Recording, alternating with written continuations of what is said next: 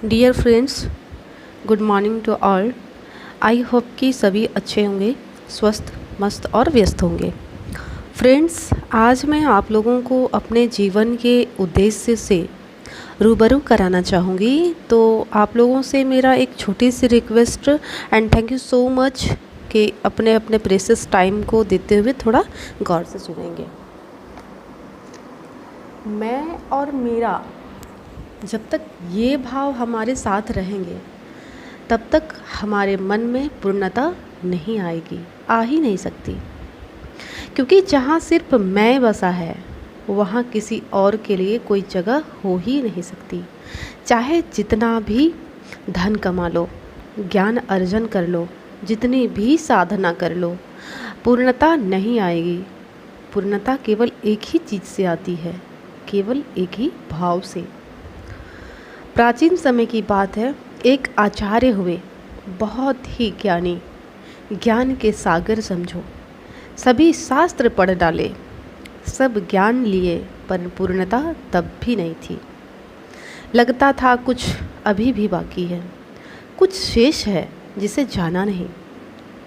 जो नहीं है तो शांति नहीं है, एक अधूरा पंसा है। छोड़ दिया उन्होंने सब, सोचा अब ध्यान करूँगा। बहुत हो गया ज्ञान, ज्ञान से तो प्यास ही नहीं बुझी। सब पढ़ डाला, पर जीवन का असली उद्देश्य फिर क्या है यह नहीं जान पाया। अब साधना ही मार्ग है, ये सोचकर वो एक गुफा में बैठ गया। 3 वर्ष घोर तपस्या की, लेकिन मंजिल तो कई दूर दूर तक दिखाई नहीं दी। एक दिन वह निराश होकर गुफा से बाहर निकला, ये सोचकर कि लौट जाऊंगा अब वापस। तभी उसने देखा कि उसके गुफा के बाहर एक वृक्ष, जिस पर एक बहुत ही प्यारी सी नन्ही चिड़िया एक घोंसला बना रही थी। एक एक तिनका चुनती और तेज आंधियों द्वारा तिनके बिखेर दिए जाते। ऐसा बार बार होता, पर वह एक बार भी नहीं हारी। उसका साहस जरा भी कम न हुआ। आचार्य खुद से कहा कि क्या मैं इस छोटी सी चिड़िया से भी कमज़ोर हूँ? क्या इस नन्ही सी जीव से भी कमज़ोर है मेरा साहस, मेरी आशा, मेरी आस्था? इतना कह वो फिर से चला गया गुफा के भीतर और लीन हो गया साधना में। 3 वर्ष फिर बीत गए, पर जीवन का उद्देश्य क्या है वह जान नहीं पाया।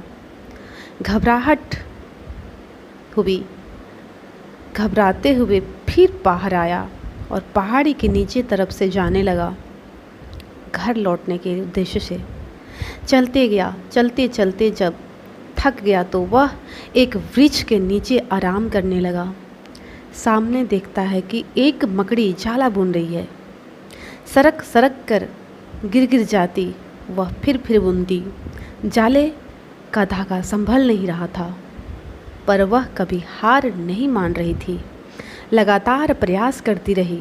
आचार्य ने सोचा कि अगर ये मकड़ी नहीं हारी तो मैं क्यों हारूं? शायद कुदरत हमें इशारा देता है फिर से प्रयास करने का। तभी तो मुझे नन्ही सी चिड़िया दिखती है, तो कभी मकड़ी। इतने में वह फिर चला गया गुफा के अंदर। कई वर्ष और गुजर गए। उसने अपना पूरा प्रयास लगा दिया, पर वह पाया कुछ भी नहीं।